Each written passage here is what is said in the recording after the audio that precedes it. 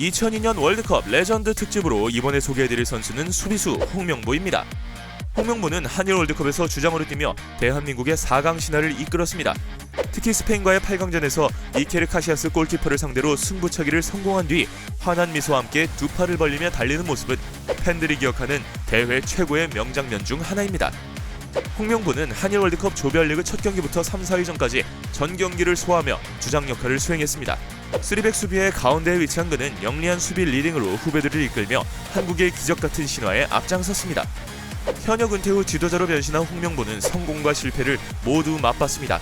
2012년 런던 올림픽에선 사상 첫 동메달을 따며 찬사를 받았고 2014년 브라질 월드컵 때는 선수 선발 등의 잡음과 조별리그에서의 졸전으로 그간 쌓아온 이미지가 한순간에 나락으로 떨어졌습니다. 하지만 그는 이후 축구 행정가로 변신해 여전히 한국 축구를 위해 뛰고 있습니다. 그럼 지금부터 2002년 한일 월드컵의 영원한 캡틴 홍명보에 대한 이야기를 시작하겠습니다.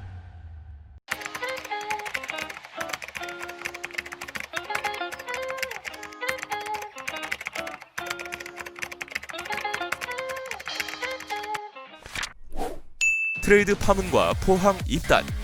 1990년 고려대학교 시절부터 홍명보는 이미 A 대표팀에 발탁될 정도로 두각을 드러냈습니다. K리그 진출 당시 홍명보는 황선홍과 함께 모든 구단이 군침을 흘리는 최고의 신인이었죠. 하지만 그는 황선홍과 함께 드래프트를 거부하고 상무에 입대해 파문을 일으켰습니다. 상무에서 전역한 홍명보는 유공 코끼리 축구단에 입단할 예정이었으나 포항에서 가급여를 받고 있었습니다. 홍명보의 행위는 이중계약 파문으로 번질 수 있었으나 포항과 유공 간의 3대1 트레이드를 통해 문제없이 포항제철 아톰즈에 입단했습니다. 첫 월드컵과 K리그를 제패한 신인. K리그 입단 전부터 최고의 신인으로 평가받았던 홍명보는 당시 대표팀 주전 수비수 조민국이 다치면서 그의 대체자로 국가대표에 뽑혔습니다. 그는 1990년 2월 노르웨이와의 친선 경기에서 대표팀 데뷔전을 치렀습니다. 홍명보는 이회택, 당시 대표팀 감독의 총애를 받으며 태극마크를 단 지 4개월 만에 1990년 이탈리아 월드컵 조별리그에서 선발 출전했습니다. 하지만 한국은 조별리그 3경기에서 졸전을 거듭하며 대회 최하위에 그쳤습니다. 하지만 막내 홍명보는 향후 10년 국가대표팀을 이끌 선수로 평가받았죠. 월드컵에서 당돌한 활약을 보여준 홍명보는 K리그 데뷔 첫 시즌부터 팀의 리그 우승을 이끌며 MVP 수상은 물론 베스트 11에도 선정됐습니다. MVP는 보통 공격 포인트가 많은 공격수나 미드필더가 수상할 확률이 높습니다. 그만큼 홍명보가 수비수로서 압도적인 기량을 선보였다는 증거입니다. 세계가 주목한 아시아 수비수. K리그에 안착한 홍명보는 소속팀과 대표팀에서 자신의 입지를 굳건히 했습니다. 1994년 미국 월드컵 출전 역시 당연한 수순이었습니다. 그리고 미국 월드컵은 홍명보란 이름 석자를 세계에 널리 알린 대회였습니다. 홍명보는 조별리그 첫 경기 스페인전부터 돋보였습니다.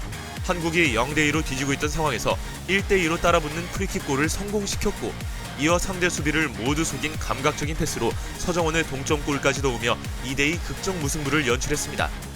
그는 수비수임에도 경기를 읽는 탁월한 시야와 패스 능력으로 무적함대 스페인을 상대로 강한 인상을 남겼습니다.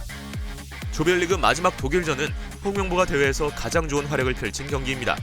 한국이 1대3으로 크게 뒤지고 있던 상황에서 그림 같은 중거리 슛으로 골망을 갈랐습니다.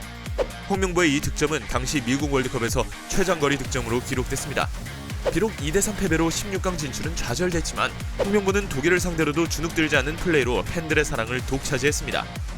미국 월드컵에서 활약으로 홍명보는 당시 대표팀 기술 고문 비쇼베츠의 도움을 받아 바르셀로나, AC밀란 등 유럽 B클럽 이적을 타진하기도 했습니다.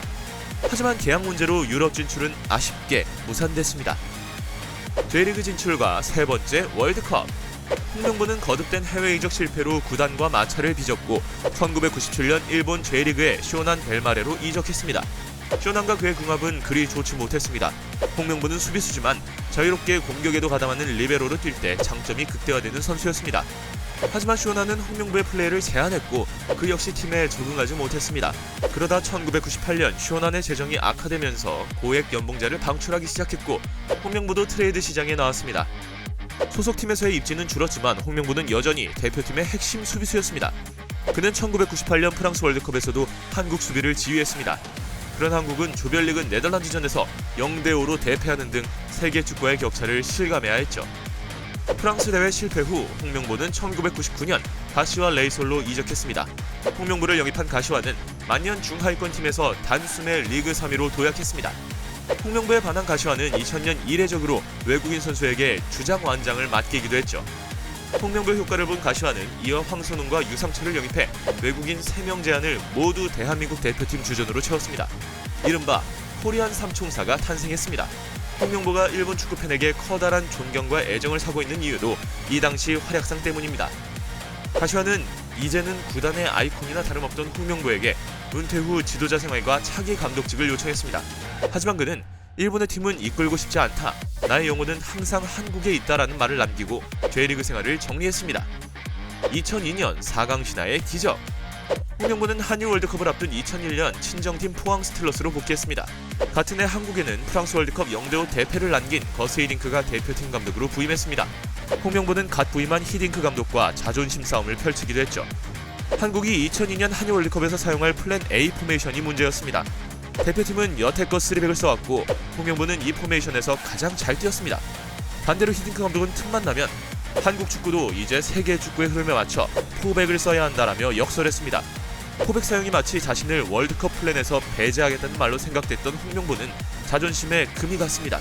실제로 대표팀 체질 개선에 나선 히딩크 감독은 몇 달 동안 홍명보를 국가대표에 발탁하지 않았습니다. 하지만 히딩크 감독도 팀을 통솔하는 리더, 홍명보의 가치를 인정했고 2002 한일 월드컵 최종 명단에서 그를 선발했습니다. 홍명보는 최진철, 김태형과 함께 이른바 철의 3백을 구축해 포르투갈, 이탈리아, 스페인, 독일 등 세계적인 강호들을 상대로 짠물 수비를 자랑하며 대회 최고의 수비수라는 평가를 들었습니다. 특히 홍명보가 스페인전 승부차기에서 마지막 키커로 나서 승리를 확정지은 장면은 지금까지도 회자되는 한국 축구 최고의 명장면입니다. 홍명보는 마지막 터키와의 3, 4위전에서 경기 시작 11초 만에 터키 공격수 하칸 쉬키르에게 볼을 빼앗겨 실점하는 실수를 저질렀지만 그가 대회 내내 보여준 활약은 탈아시아급이란 평가를 받기에 충분했습니다. 실제로 홍명보는 아시아인 최초로 월드컵 브론즈볼을 수상했습니다. 1990년부터 2002년까지 4번의 월드컵에 출전했던 홍명보는 브라질과 평가전을 끝으로 황선홍과 함께 국가대표 은퇴를 선언했습니다. A매치 136경기 10골을 기록한 영원한 리베로 홍명보는 밝은 표정으로 팬들과 작별 인사를 나눴습니다. 미국 무대 도전. 2002년 4강 신화를 달성한 홍명보는 포항에서 한 시즌을 더 보낸 뒤 갑자기 미국 진출을 선언했습니다. 은퇴 후 축구 행정가를 꿈꿔던 홍명보는 다양한 경험을 쌓기 위해 메이저리그 사커 LA 갤럭시를 선택했습니다. 이 과정에서 태업 논란 등 포항과의 마찰이 일어났지만 홍명보의 미국 진출 의지를 꺾진 못했습니다. 홍명보 이후 데이비드 베컴, 스티브 제라드, 프랭클 램파드 등 해외 유명 스타들이 선수 말년을 미국에서 보내고 있지만 당시만 해도 미국 리그는 낯선 무대였습니다. 하지만 홍명보는 미국에서도 꾸준한 활약으로 한국 선수에 대한 이미지를 높이는 데 공헌했습니다. 실제로 MLS 경기장에는 애국가가 터졌고 하프타임에는 태권도 시범단 공연이 펼쳐지는 등 한미 문화 교류에도 긍정적인 영향을 끼쳤습니다. 2012 런던 올림픽 동메달. LA 갤럭시에서 은퇴한 홍명보는 축구 행정가로 진로를 모색하다 우연한 기회에 대표팀 코치를 맡았습니다. 2006년 독일 월드컵 이후 핀 베어백 감독이 부임했고 홍명보가 수석 코치로 낙점된 것입니다. 그는 이후 2008년 23세 이하 대표팀에서 박성화 감독을 보좌하며 경험을 쌓았고 이를 바탕으로 2009년 20세 이하 월드컵 감독으로 부임했습니다. 그리고 U20 월드컵 8강과 2010년 광저우 아시안게임 동메달로 서서히 자신의 영역을 넓혀갔습니다.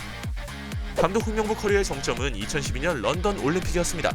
U20 대표팀부터 함께한 선수들을 주축으로 나선 런던 올림픽에서 그는 형님 리더십과 상대에 따른 전략 전술로 전 세계를 놀라게 했습니다.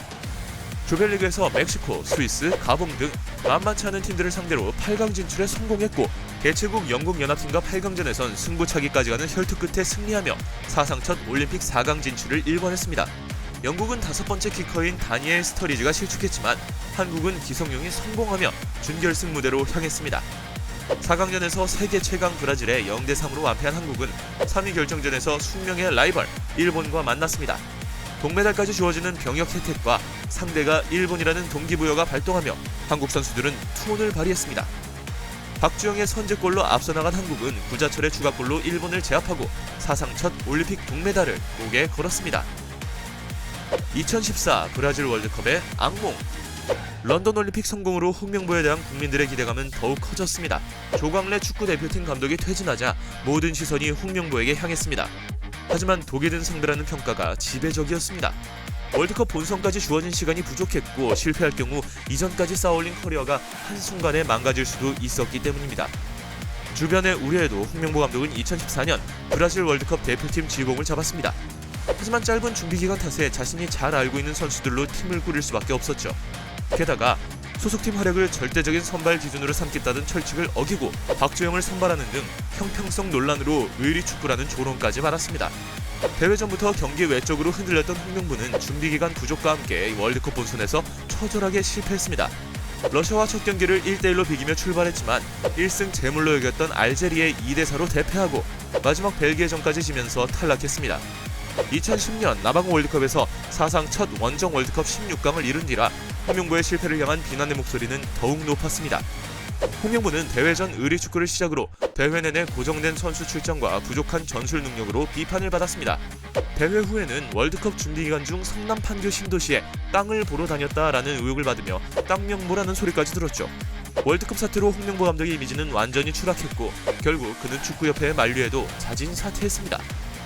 행정가 홍명보.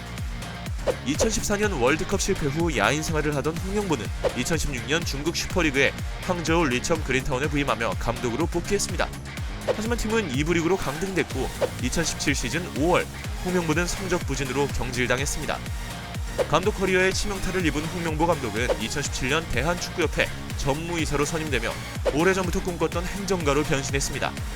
여전히 팬들의 부정적인 시선과 싸우고 있지만 한국 축구가 다시 한번 세계와 어깨를 나란히 하는 그날을 목표로 열심히 뛰고 있습니다.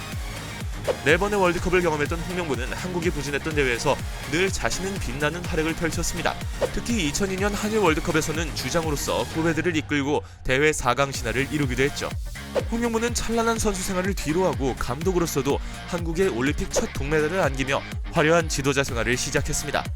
하지만 2014년 브라질 월드컵에서 의리축구 땅 문제 논란으로 그가 쌓아온 이미지가 한순간에 무너졌죠. 그러나 홍명보 사전에 포기는 없습니다. 자신이 꿈꿔왔던 행정가로 제3의 축구 인생을 펼치고 있습니다.